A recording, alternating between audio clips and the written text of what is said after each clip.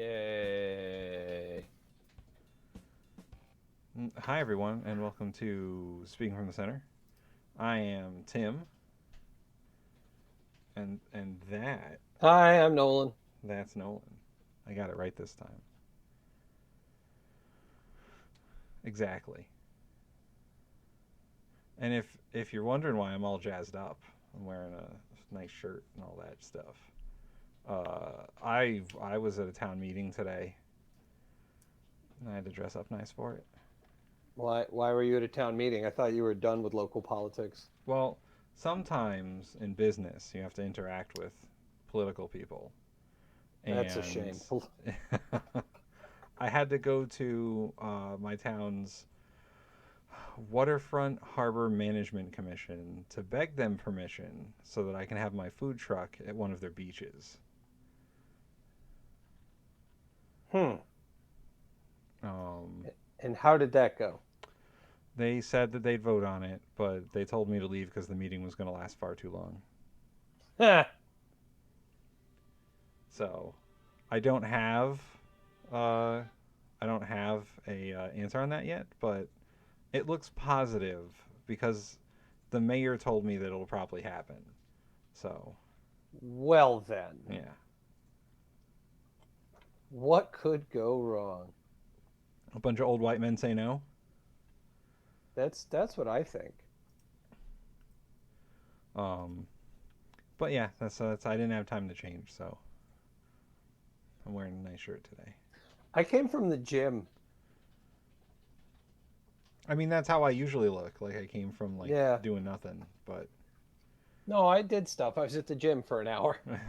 oh, I forgot to put all the banners up and everything. Well, before we get into like the topic and all that, there's all the banners. If you like our show, you should subscribe on Twitch and follow the Bin Podcast Network, the whole thing. Give us the likes on the Facebooks and the comments and all that stuff. And then go to patreon.com/SFTC and become a patron of the show. Give us cash money. Or don't. Or don't. It's fine. We, It's we would fine. prefer that you did, because then we could Then upgrade I our. can buy sweet, sweet alcohol. And that's right. We're going to spend all your Patreon money on booze. We don't actually spend any of your Patreon money. That's true. It goes into a Because fund in case stuff breaks. what stuff? Headphones, microphones, stuff Dude, like I'm that. on a laptop from 2009, I'm Uh, pretty sure. Listen, I've been trying to tell people to put money in the Patreon to upgrade your stuff, Yeah. or at least get you the IT support that you need to use your desktop. Yeah. Either of those would be preferable. So if you want to help Nolan, go to patreon.com/SFTC. I mean, again, I have a brand new like desktop. I just have no means of, you know. I do live like 5 minutes away. I could come over and try to help you. Yeah, that Probably. might be a good idea one day. All right, well, we are going to talk today about our favorite topic here at Speaking from the Center. Doomsaying? Doomsaying. No, our other favorite topic before we became a Doomcast. Doomcasting. That's what we do. Yeah, we do Doomcasting. We We're should not a just change. podcast. We should just change our name to the Doomcast The Doomcast, and just yeah. and just be miserable all the time. But The no. only thing that keeps us from drinking on the show is, you know, I have work in the morning. And we don't have enough Patreon money for that yet. Woe betide the day I don't have to work, the day after a show. You know what we should do for the Patreon people? Just a exclusive content of just drinking during the show. Drunk pod? Drunk pod. Yeah. That'd be fun. Okay. Just Yeah. I have a whole room in my house dedicated to alcohol. I have a bar in my basement. We both have rooms dedicated to alcohol in our house. Yeah. Ooh. So our no, our other favorite topic is we've done this. I think this is the third time, but I couldn't come up with anything right before the show, so I was like, "Ooh, let's review one more time. Is America an oligarchy?" Nolan. Yes. Thank you for watching tonight, everybody. We'll be back next Bye. week. Bye, everybody. Where's the ending button? I'll click it. There we go. No, no, no. I'm kidding. We're not actually leaving. Um. So, way back in, I don't know when we actually found this study. It might have been what the year it was published. Back in the yesteryear of 2014, That sounds about right. a study was published to the American Political Science Association, which I am a member of currently. Oh, look at this Um, 1%er over here. I know. It was called. It has a very stupid name, as all political science articles do, but it was called "Testing Theories of American Politics: Elites, Interest Groups, and Average Citizens." What they should have called it is uh, "Do regular people matter in politics?" And boy, the answer they found was probably not. Uh, the study was basically about, recap this again for like the fourth time. It was about how different interest groups interact with politicians and who has the most influence over policy. And the study reviewed almost 2,000 pieces of legislature and which interest groups they favored the most. Whether that was wealthy people, like actual interest groups, or average citizens. And they found that more often than not, the laws favor the wealthy and the powerful interest groups. And average citizens only get what they want when the wealthy and the interest groups also get what they want.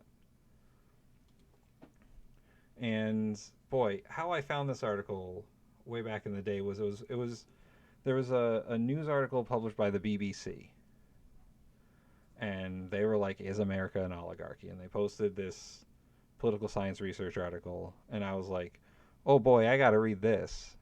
And boy, was it depressing. Um, Yeah, Doomcast from the center. but reading it was like, wow, like regular people don't have a say. Like you or I, Yeah. we don't have a say in what goes on in the federal government and legislature. So I think if you look at it like a graph, right, with how popular a thing is on the bottom and how likely something is to become legislation. Yeah, So if something's not very popular, it's not very likely to become legislation. But the more popular it gets, the more likely it to become legislation is how the chart should go. So you right. kind of want a diagonal right up the middle. The more popular, the more likely it is to become something.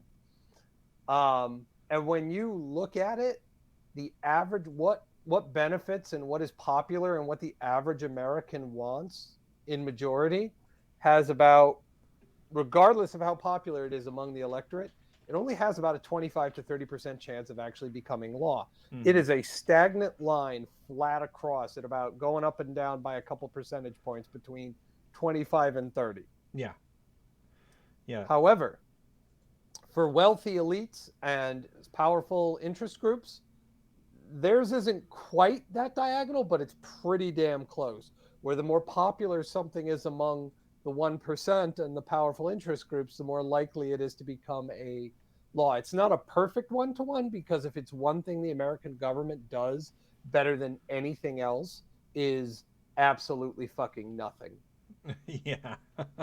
That's true. If they have a choice between doing something and doing nothing, regardless of how popular it is among what groups, if they can find a way to stop it from happening, Hmm. they will. Yeah, and Because then that's they don't have to do anything. and that's what they say in the study. In the conclusion part of in the conclusion section of the study, they say that when a majority of citizens disagrees with economic elites or with organized interests, they generally lose. Moreover, because of the strong status quo bias built into the U.S. political system. Yeah. That's that's I I mean that's literally what you just said. The government would rather keep the status quo than change yeah. stuff. We could change stuff for the benefit of our powerful economic elite, or we could do nothing. Yeah. Hmm. Is it an election year? No. Okay, we're doing nothing. And it says here even when even when fairly large majorities of Americans favor policy change, they generally don't get it. Yeah. I mean, we've been doing this politicking talk show game for like over 10 years at this point. We have lived long enough to see the hope and go through that, hopeful things are going to change from the better. Like, so your 20s are for hoping Yeah. and dreaming about the future, and your 30s are for realizing how stupid you were for hoping and dreaming in your 20s. And we are so far into that part of our lives Dogs. that dogs are barking. They wanted to be on the show. That's fair. But yeah, I mean, you're right. Like we've been doing it for so long. I mean, when this thing came out in 2014, that was like the second term of Obama, and like people were like, "Oh, what?" We didn't even know Trump was running for president at that point. Yeah. And But everyone. boy, if you want something that sums up whether or not America has oligarchy, fucking Donald Swiggity Diggity Trump is president. It's a pretty good Well, nail in the motherfucking coffin. that was what I was going to get to next. Is the wealth accumulated in Congress and the presidency. Uh, Congress has more millionaires than it's ever had. Yep. Um, the amount, I think the percentage of millionaires has gone through the fucking roof. And we elected just a rich real estate con man. A rich real estate reality TV star. Yeah, as president. Go America. Yeah. USA. USA. Sorry, I Oh. can't say it more than twice. Otherwise, I have to pay somebody $5.99. As brought to you by Carl's Jr. I'm gonna look it up. How many millionaires are in Congress? So when you stop to think about that show Idiocracy or that movie Idiocracy, I've been seeing bits of it recently. It's fucking depressing, man. Yeah, yeah. Oof. All right, the wealthiest members of Congress. Oh my God, that's disgusting. All right, so you got in the Senate, Florida Senator Rich Scott is the richest member of Congress. He's worth over $240 million. Okay. Behind him is Democrat from Virginia Mark Warner. He's worth over $200 million. Nice. And rounding out the top three is Mittens. Mittens? Mitt Romney. He's worth just over $260 million. Not 260, Good 160. old, good old Mittens Romney. Notables in the top 10: Dianne Feinstein from California. She's worth just about $100 million. And Mitch McConnell. He's worth about $34 million. And what do they do to be worth all this stuff? Just be in Congress and not do anything? I couldn't honestly tell you what they make their money doing. I'm sure it's speaking and books and just the congressional salary is only $140 million, not 140 million, $140,000 a year. So they make their money doing other things. Yeah. On the House side, let's see. Is there anyone worth talking about on the House side? No, no, no, no. Nancy Pelosi, $114 million.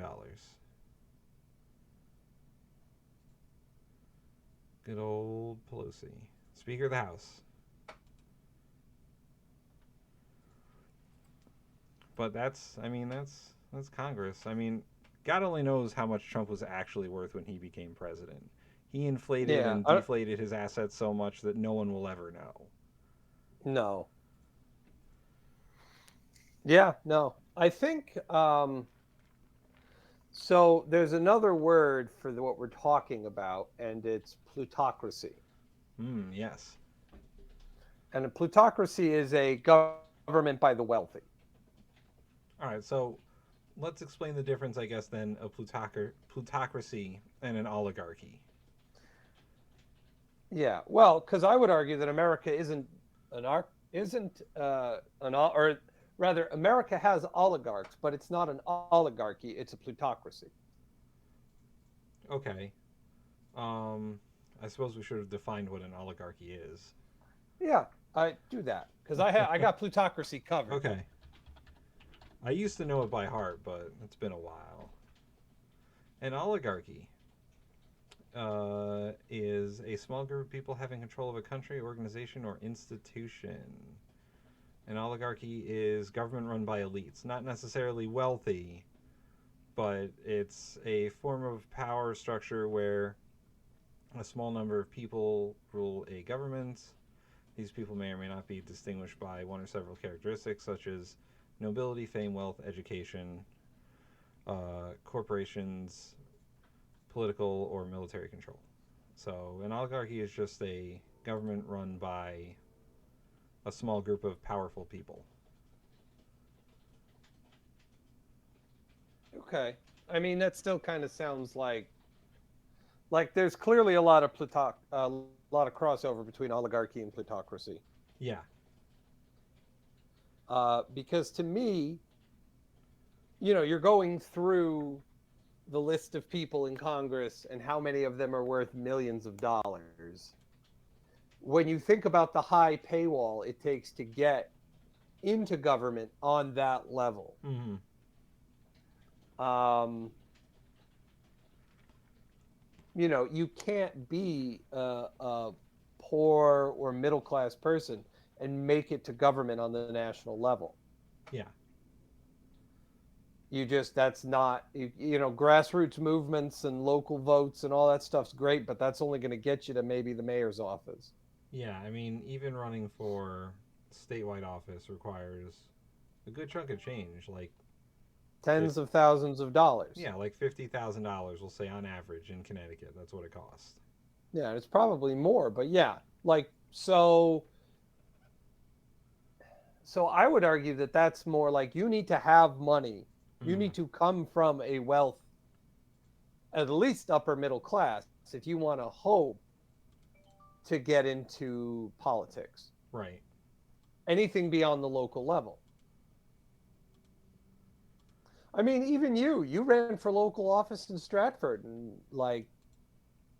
Yeah, I you. feel like you probably got beat out a lot of time by people with bigger budgets. Yeah, and that's true. I'm not the best fundraiser, so um, my measly couple of $1,000s got beat out by people with, you know, three or four times that, and that's just for like a town council in a town that's like Right. 50,000 people. Yeah. So you need to have money to be a policymaker, to be somebody in American politics. Yeah, Which while there is no doubt that special interest groups and wealthy individuals have immense sway, I feel like plutocracy might be the better, because nobody represents these people coming from the poor lower classes of American society. They all claim to represent them, but none of them come from that. right. Or if they do, it was when they were younger and they worked their way up and got a job and knew somebody and slept with somebody's uncle to get into a higher position of power and wealth. Right. Yeah, and if when it comes to So, when it comes to like running for office, you're also like, for the most part, you're handpicked to do that. Even at like somewhat the local level, like you got to know someone who can get you in and get you nominated. And at higher Yeah. levels, that requires that you have money. Yeah. Well, and I would argue that that's how America was kind of designed. I mean, you look at the founding fathers, they were all either wealthy businessmen or wealthy landowners. Yeah. I mean, when you look And at like the original stuff around voting rights, like you couldn't vote if you didn't own land. yeah, America has always been this way. Like, we have this sense of what American democracy is about, but its traditions are very exclusionary and skew almost exclusively towards wealthy white men. Yeah. I mean, you look at the picture of the founding fathers, and that's pretty much, I just summed up that photo in 3 words: wealthy white men. Now that's changed and all that stuff, but like, but it's still, you got to have money to get into it, and money is, even if the demographics in America have changed, money is in the hands overwhelmingly of white people. Right. So And on top of that, um, we talk about it a few different times, or we talk about it all the fucking time. How the Supreme Court said that money equals speech, and oh that. yeah, man, I got to give credit to whoever named that fucking super PAC Citizens United.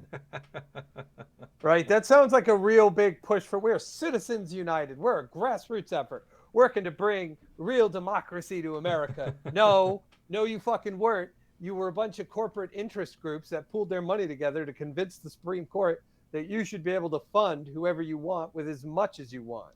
Yeah, I mean that's basically how it went, right? Yeah, very clever, wonderful branding, but what they did probably did more damage. I would say that that Supreme Court decision is probably one of the single most detrimental things to American politics in the last 30 years. Oh yeah, I At would. least since Reagan got rid of the like 6% mandatory uh, federal tax everybody had to pay. Yeah, or when what was it? When they repealed Glass Steagall, when Clinton did that, like that was pretty bad too. Separating the Well, that set up the market for the crash of '08, yeah. and like, so yeah, that was bad. But Reagan in the '80s going, this basic minimum 6% income tax everybody has to pay, no matter what, like non-negotiable. Let's knock that down to like 0.5%. Yeah, I mean that totally. First of all, that screwed the government out of a lot of money, and Yes, it did. and it's one of those things that because we're a plutocracy or oligarchy or whatever, that policy favors the elite and the rich. Like whenever, like Trump's tax cuts Oh or yeah. Bush's tax cuts, like all that stuff. They said, oh yeah, the middle income people are gonna also get the cap tax cuts, but it wasn't as much as the rich people got. No. Well, and arguably that's by design. America has always meant to favor those kinds of individuals. Yeah, I cannot think of a time in our country's history where it didn't. and the problem now is more than half of Congress is included in those individuals, so they Yeah. have a lot of self interest, which goes into the oligarchy thing. They're interested in preserving their own wealth, and tax cuts will do that for them. Yeah. I mean, and it's terrible because arguably again, this is what the American system of government was set up to do. Yeah,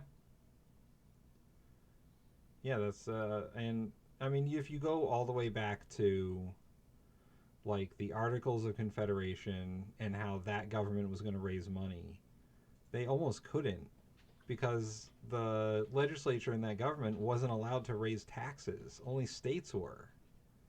So there was no like centralized way for the government to finance itself. When was this?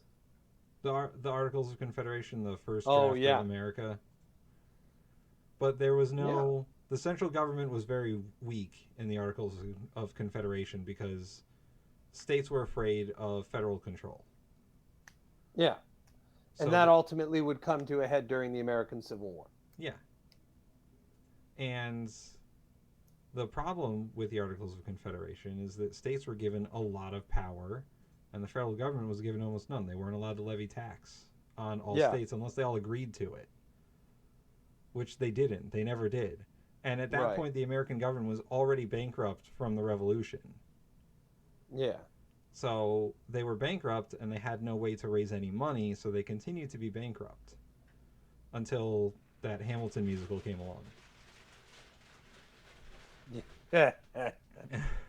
But Yeah. I mean, that was a system created to not impact the wealth of the landowners because they could just tell their state governments, hey, we don't want this, and then they didn't have to do it.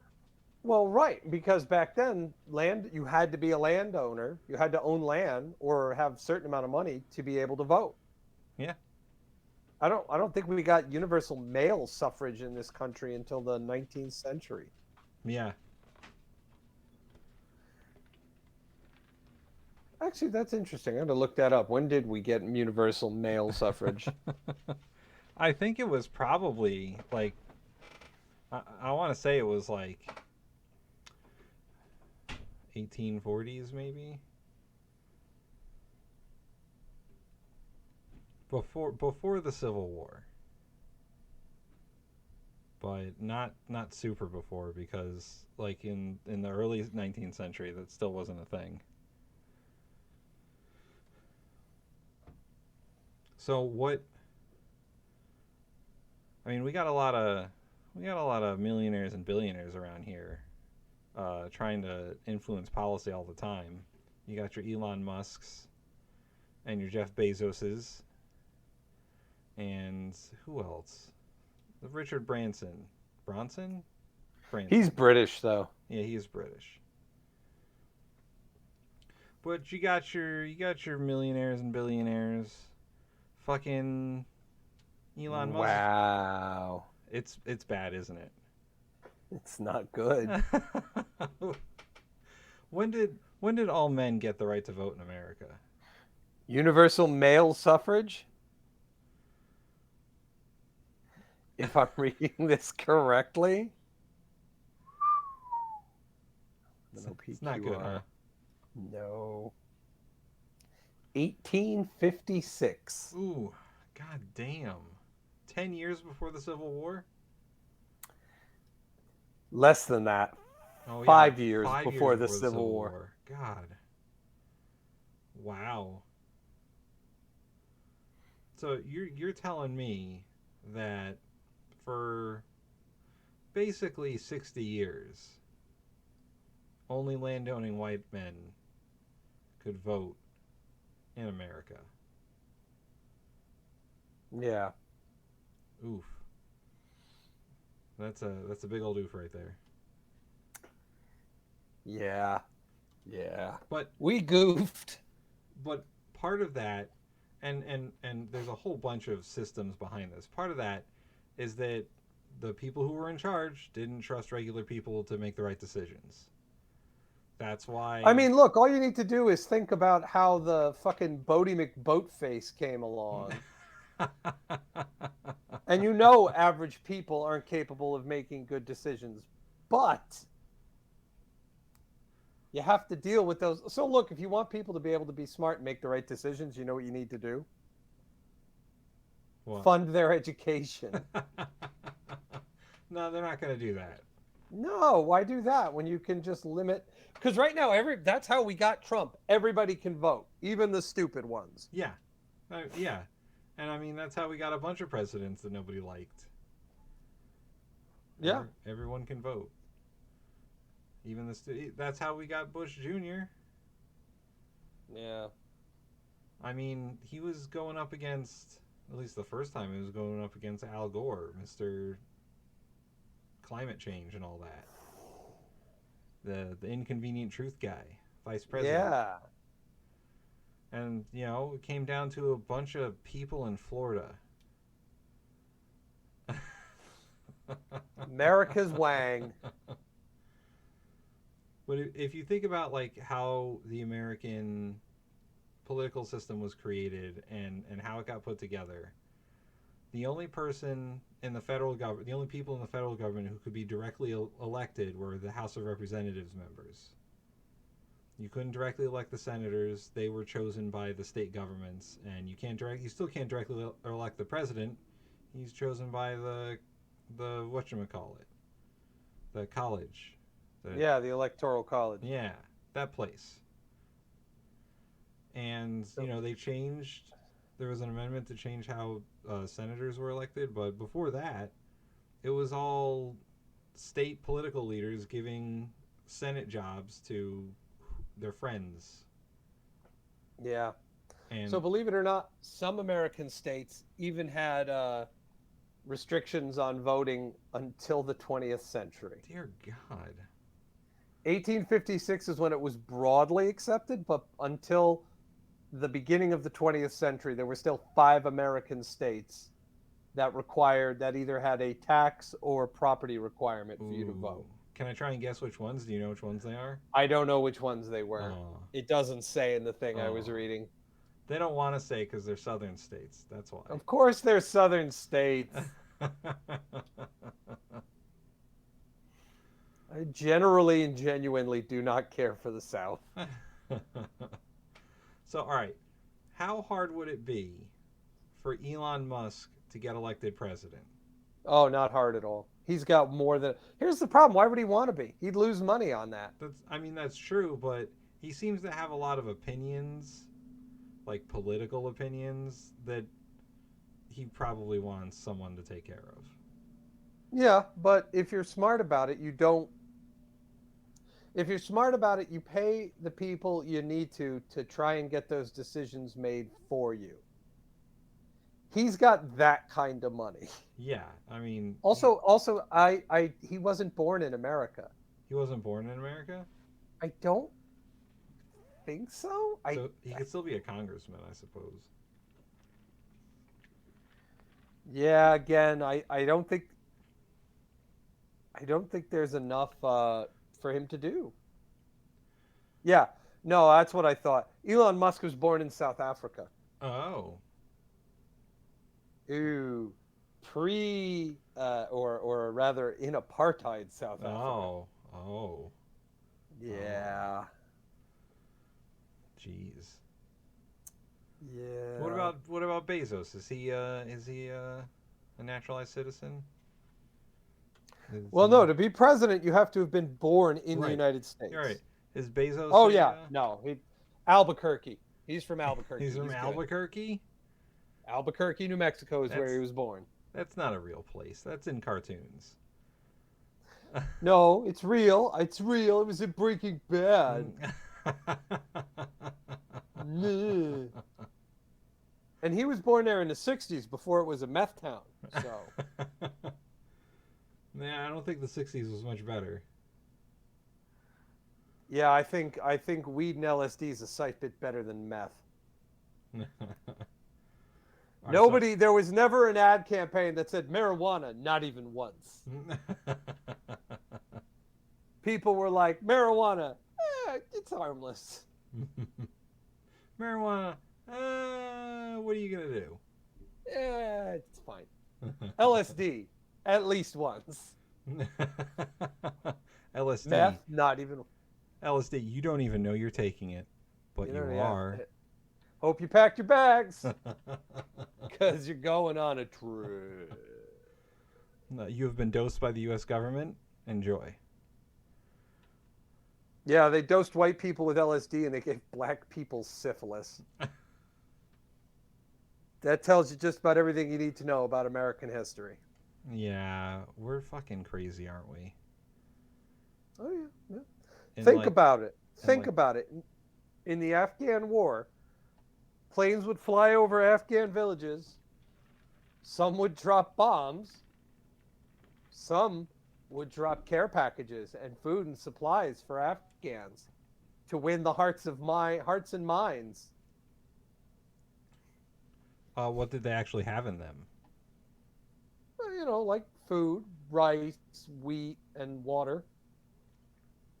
Like very basic essential stuff. Mm-hmm. But think about the fucking game of roulette you have to play if you're an Afghan civilian. You hear planes, they could be bombs, it could be food and water. Who knows? Yeah, you don't really know at that point, huh? It's No.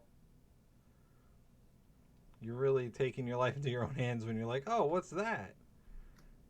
Whatever could America be dropping today? Might it be bombs? Might it be necessary food and supplies? Who knows?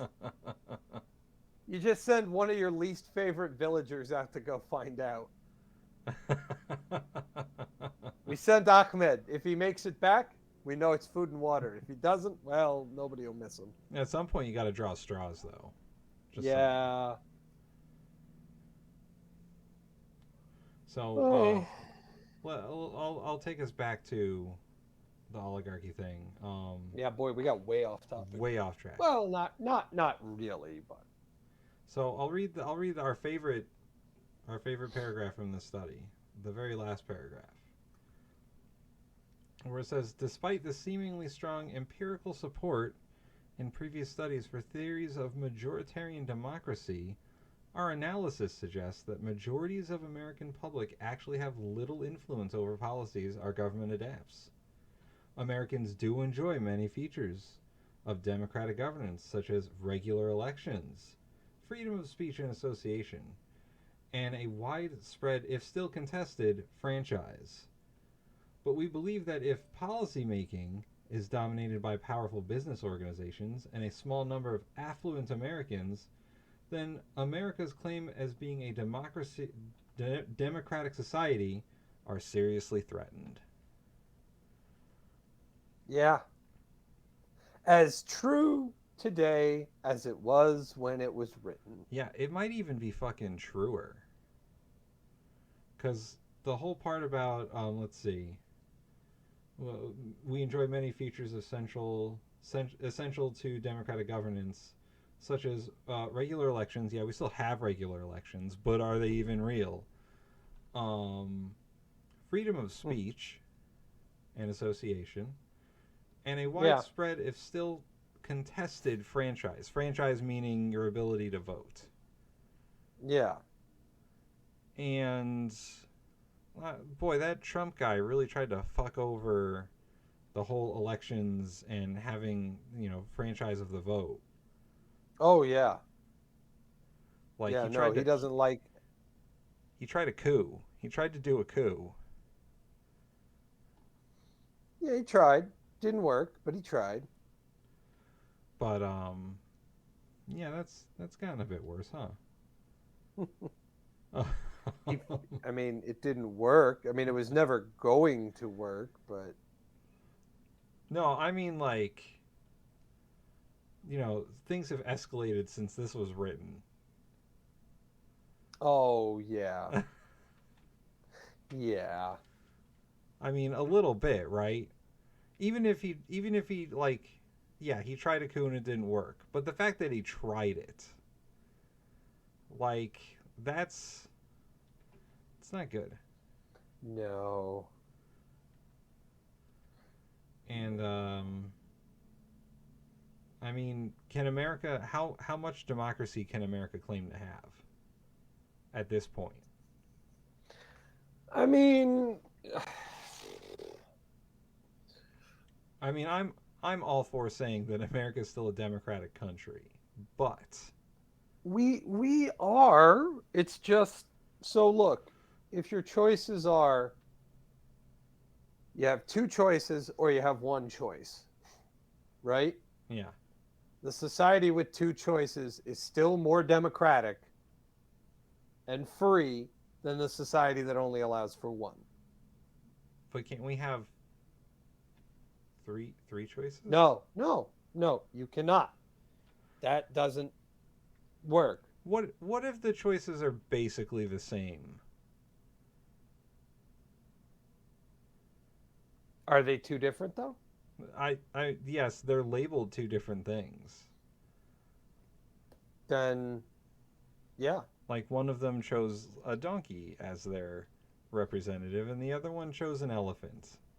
Yeah, a donkey, a slow-moving, cantankerous pack animal, or an elephant, a creature that could not survive in America. uh, I think we're still, we're still a democracy, as there is the court of public opinion and things like that. That is one of our oldest and proudest puritanical traditions. We call it the court of public opinion. What it really is public shaming. yeah, And you can be ruined by it still. You could have all the money and power in the country and then, be shamed into having to, you know, backpedal and abandon and lose some of that. Not all of it, but you lose some of it.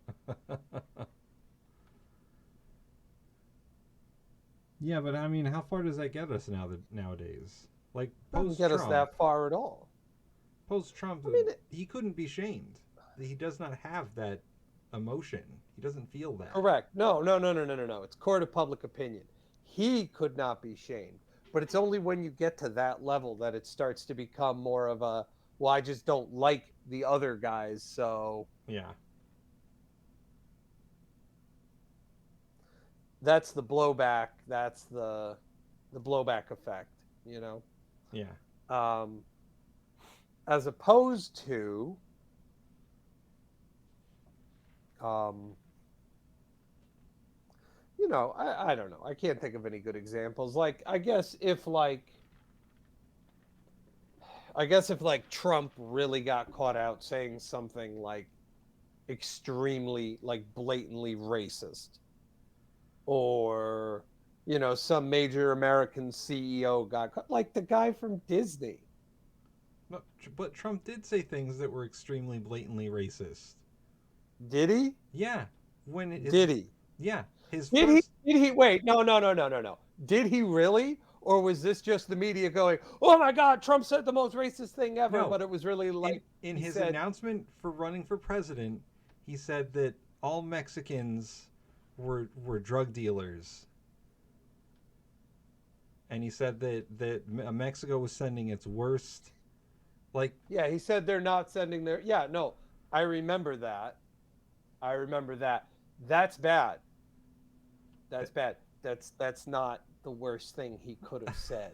but the worst thing he could have said is like one step above that. Right. Like he But he said, still was one step above that. Like, until you get him dropping the N word repeatedly, don't talk to me about him saying something racist. he said Because it's not going African to stick. he said It's not going African countries were shithole countries. And was he wrong? Well, I mean, I'm not gonna. He's he's not correct. No, it's not. No. It wasn't very nice what he said. Okay? We can all agree it wasn't very nice. Was it wrong? Was it factually inaccurate? No comment. Yeah, okay, buddy. You and I both look. It was wrong for him to say that as the president. It was wrong for a number of reasons. Never mind the nicety, just the strategic advantage it gives to America's opponents in that region. Right. But you're going to tell me that a place like the Central African Republic or the Democratic People's Republic of the Congo are just All right. Yeah. brimming, They're beautiful, nice places to live? they're very corrupt countries. Corrupt countries. Are you kidding me? There was a guy who ran for governor in the Sudan, in one of the Sudanese provinces, an area larger than New York State. And his campaign promise was to bring his province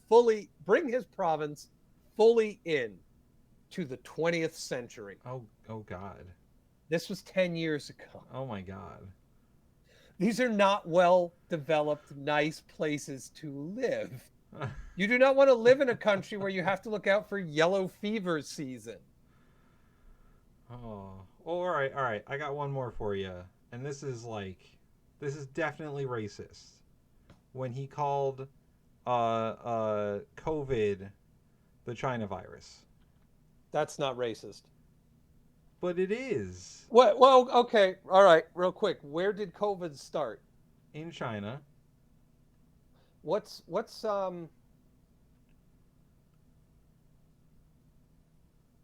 MRSA? I don't know what The MRSA Middle East Respiratory is. Syndrome. Like, Right, but that's listen. It created a backlash against Asian people. People don't discriminate between which Asian people, but Asian people in general got some hate in general from Trump and the right, constantly saying that it's the China virus. yeah, but yeah, okay.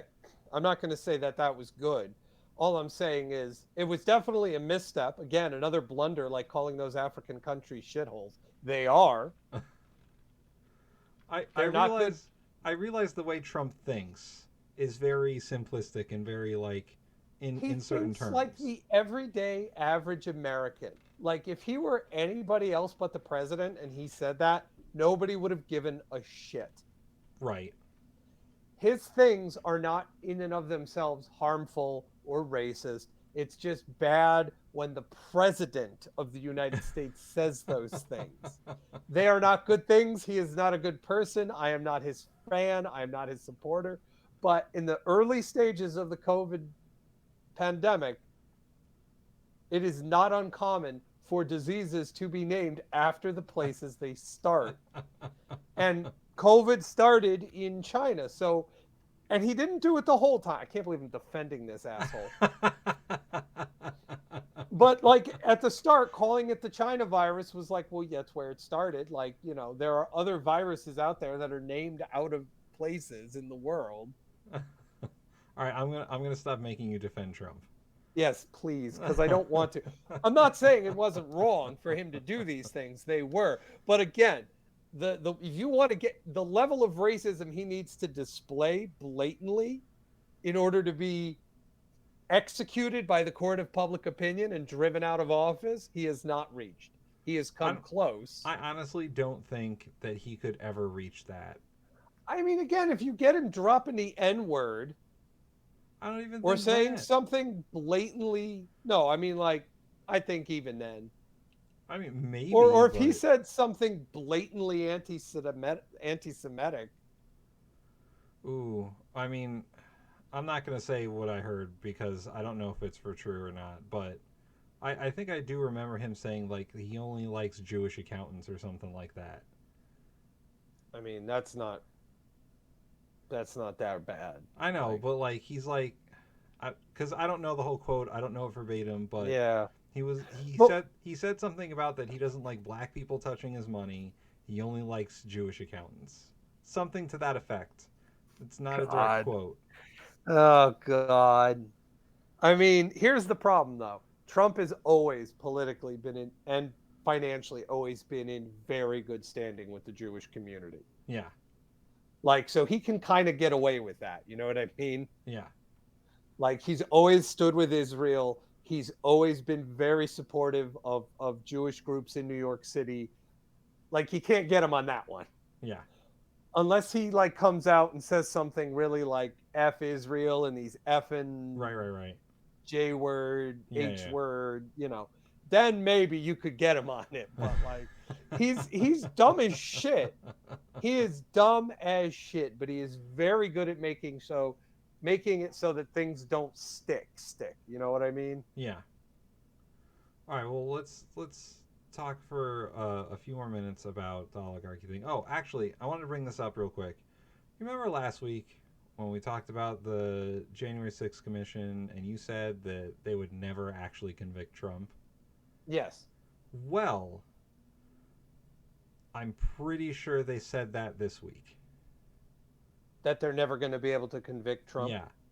So, who was it? It was Liz Cheney spoke with the press. I think it was like Monday or something like that.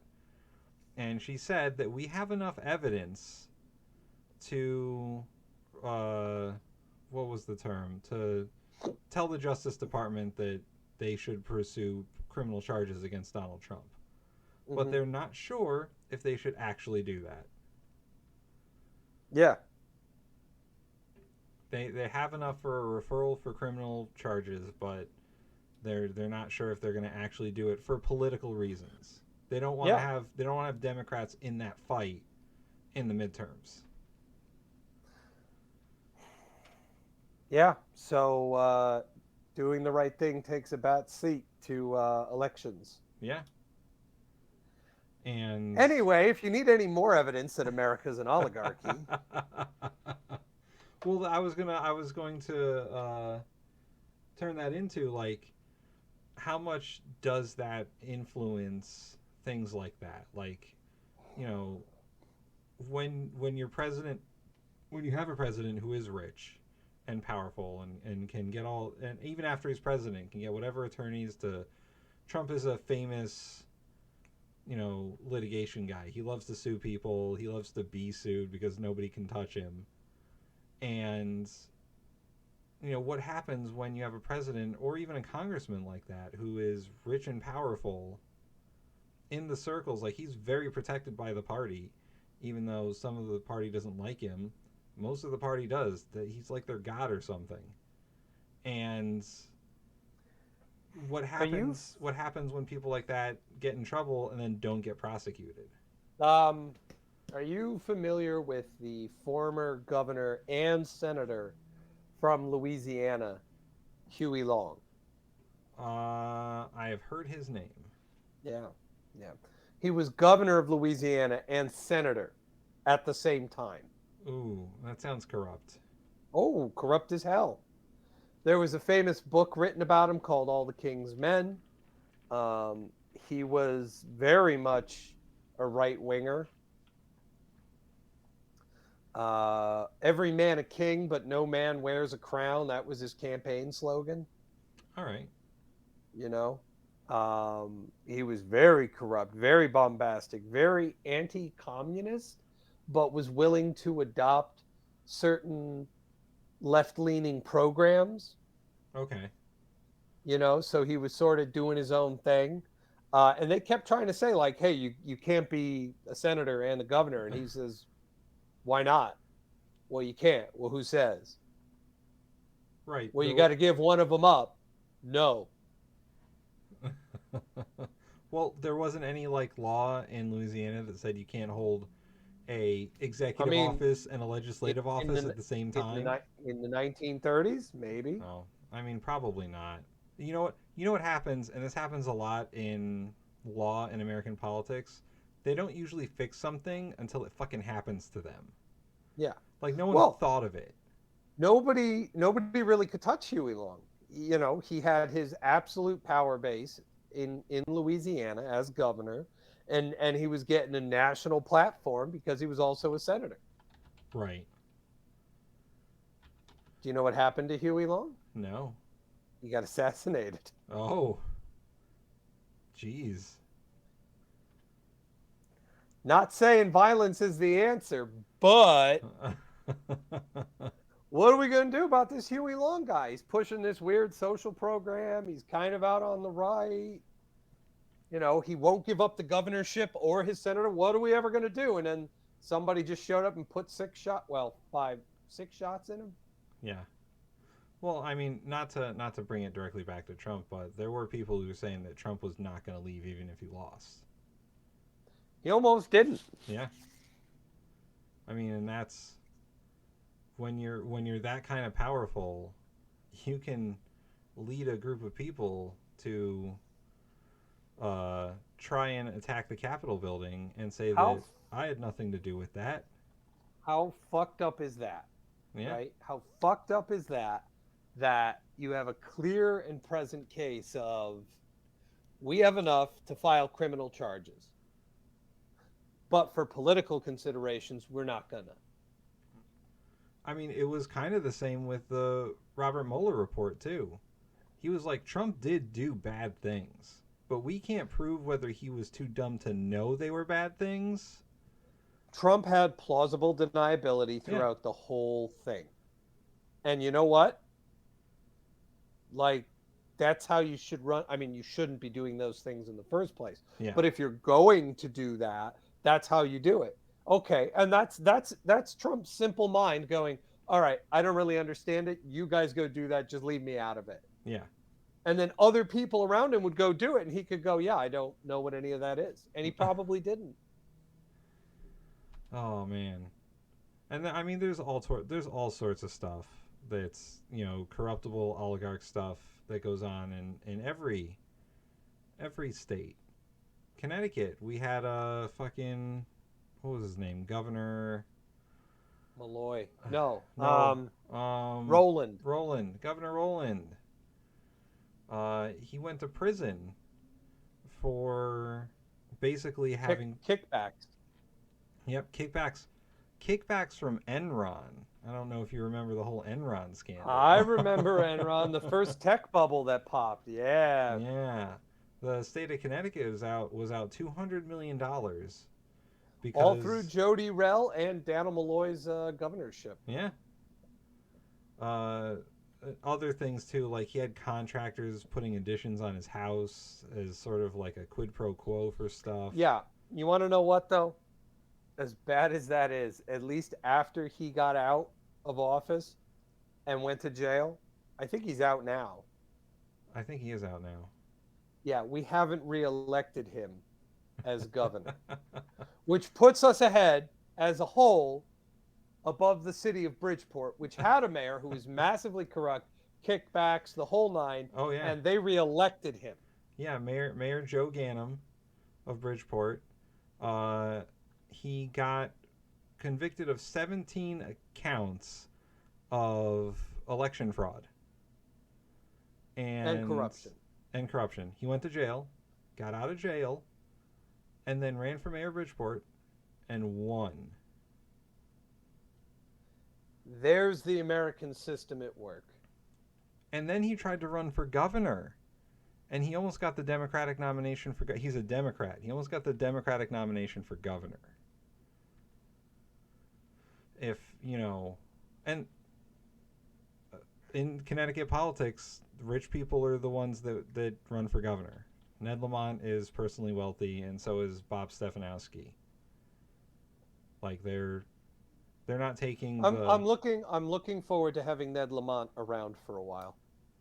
Yeah, I mean he's pretty decent as a governor. No, I don't. I mean, I'm just glad we're going to keep electing the same guy for a while because I don't think we have term limits. That I, ooh, you might be right. I mean Malloy stopped after 2 terms. Yeah, but that's just because he was so unpopular. Yeah. Tons of tons of my says, I really don't understand it. You guys go do it. How Eric Trump was conceived. But what's his name? We're talking about him. The governor. I just blanked on his name. The one from Louisiana? No, the guy from Connecticut currently. Ned Lamont. Ned Lamont. He is going to be governor for a long time. At least another Because 4 years. Well, because he managed to go, oh, because of the war in Ukraine, there's climbing energy prices and inflations. I know. Let's get rid of the Connecticut gas tax. Yeah. Like he actually did that. And he's put out a whole proposal for a bunch of taxes he wants to cut. A Democrat cutting taxes in Connecticut is something that is going to blow Republican minds. Yeah, no, he's good. He's going to be governor for a while now. Yeah, when The gas tax thing alone would have guaranteed that. and you know what he does, and this is a good political move, is he takes tax cuts off the table as a Republican talking point. Because they can't say, oh, we're going to cut taxes too, when he's already doing it. Yeah, well, they can, but they know they're going to look like, well, we could do that too. Yeah, but I'm here and I am. It also helps that like he was the most popular Democratic governor through the whole COVID pandemic. Yep. Um, Well, I'm, so was Prince Andy, but ooh, yeah, he had to go away. yeah. I don't know if you watch any TV. Have you seen there's like a pack running ads for him saying that he's going to run for governor again. No, I don't watch TV. Well, he's got ads out there saying that he's going to I run for I have a governor lot of again. streaming services, and I almost exclusively watch those, either for TV shows that have already completed their run, Yeah, I so I mean, can sit and watch them at my leisure without having to wait for more stuff, or cartoons. yeah, yeah. That is it. That is, I watch a lot of cartoons, and not like Rick and Morty. Like, I hate Rick and Morty. Like, I'm watching like Craig of the Let's Creek and Summer Camp Island. Like, tons clip Nolan saying that he hates Rick and Morty, so that oh, I will say it again more slowly. I hate Rick and Morty. It's not funny. I've been watching well, I've been rewatching Breaking Bad. Yeah. Call back from a while ago. Yeah. So that I can rewatch Better Call Saul because that show's on its final season, so I want to like rewatch cuz I love Bob Odenkirk. That guy is ridiculous. Yeah, he's pretty good. Did you see that movie he was in, Nobody? No. It's good. I wanted to though because I heard Christopher Lloyd was in it and I He was is in like, it. I'm not going to spoil okay. like what it's all about, but he's in it. No, I already read the plot. Oh, okay. But yeah, like as soon as I was like, this character by played by Christopher Lloyd, I was like, all right, fuck, I'm in. I'm in. Anything that's got Christopher Lloyd in it. Hell, that's half the reason I watched the cartoon Over the Garden Wall. Tons of Mice says Rick and Morty is the best. That's the kind of opinion I would expect from a ton of mice. Wait, because there was an episode where Rick killed a bunch of rats or mice or whatever. Like, how could Tons of Mice be pro Rick and Morty? I know. Doesn't make any sense. What a flip flopper. To bring up outdated political jargon. Yeah, now you're a waffler. You waffle. Oh yeah, waffler. That's what There they we said go. about Old Mittens when he ran for president. He was a waffler. He was a flip flopper back Yeah, then. yeah. Yeah. Yeah, no. No. I used to like Rick and Morty, and then I got a comic book. It was like a Rick and Morty comic, and it was written in the style that the dialogue in Rick and Morty is in. Oh boy. And it was so terrible to read. And I went and like just the glass shattered, and I was like, nope, no, this is ruined. This is ruined. You know, I do enjoy me some Rick and Morty, but I absolutely cannot stand. This is now a Rick and Morty podcast. I can absolutely not stand the fans of Rick and Morty. They are the worst people.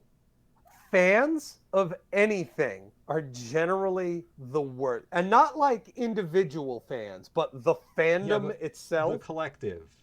The collective fandom of any given property is like, I have a buddy who does what would you call it?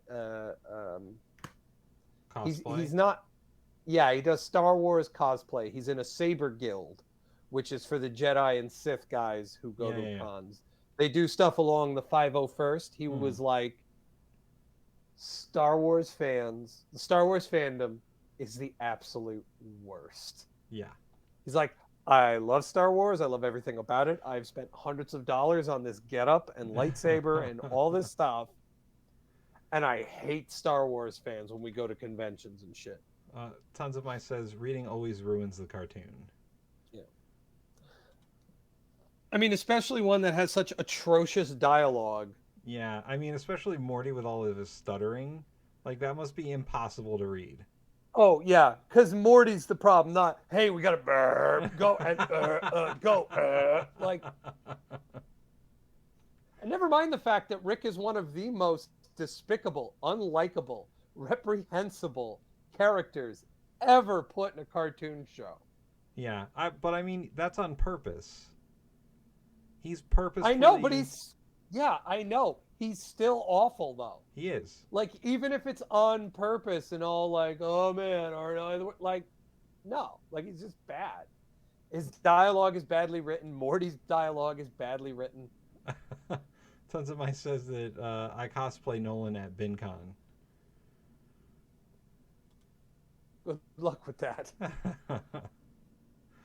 All right. Well, we're just over the hour, so I think that's We're over the hour and way off topic. So way off topic. I will say, as far as like bad fandoms go, Rick and Morty's got to be up there with some of the worst. they're definitely one of. I would also include Harry Potter fandom is quite awful. I don't go anywhere near that series. I watched the movies when they came out, and around Christmas time when I'm home at my folks' place, there's usually a marathon of it on that we throw on in the background. That's it. It's not at all helped by the nonsense that J.K. Rowling That is why spouts. I do not go anywhere Yeah, near that fucking insanity. yeah. Um, Tons of Mine says hate the Potter. Yeah. I mean, I don't mind Harry Potter. It's okay to watch, but like the fandom, not I with a enjoyed 10-foot pole. I enjoyed the movies when they were out, and again, around Christmas time, some channel is always doing a marathon. They're not they're not Christmas movies. They're I not. don't care. I don't they They're they not. celebrate Christmas in every single fucking one of them. I always hate that like stuff is like vaguely, now we're getting way off topic. But stuff is like vaguely Christmas or mentions Christmas, and there's a snowflake in one scene. It's a fucking Christmas movie. So look, all I say is my family usually puts it on in the background around Christmas time. Okay, I mean that's acceptable, I guess. But the So Harry like Potter so movies are like not Christmas. so like it'll be like the day after Christmas I will have slept over my folks' place. I will be on the couch. It will be on. We will all be hungover in the living room. And when you're hungover and you're just laying on a couch, it's not a bad thing to have on. Like that's my Harry Potter experience. That's where I enjoy it. Outside of that, I will have nothing to do with that franchise. Especially not the new one, Fantastic Dead Horses, and how to beat more money out of them. Tons of Mice says they never saw a single Harry Potter movie or read a Harry Potter book, and that they're an adult. Well, I wouldn't expect a ton of mice to be able to read, so Yeah. kind of makes sense. Well, on that note, let's see. I already got the Patreon up, so Yep. if you want to give us money to talk about whatever, I don't doesn't matter to me.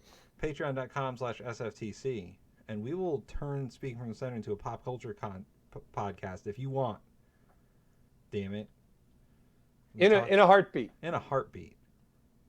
Um, but yeah, go and like and subscribe on all the things, the Twitch for the Bin podcast, our corporate overlords, and our weird business uncle Chartan, and subscribe, give us the follows, Twitch, Patreon, do all the things. I'm out of here because I'm just rambling. Yeah.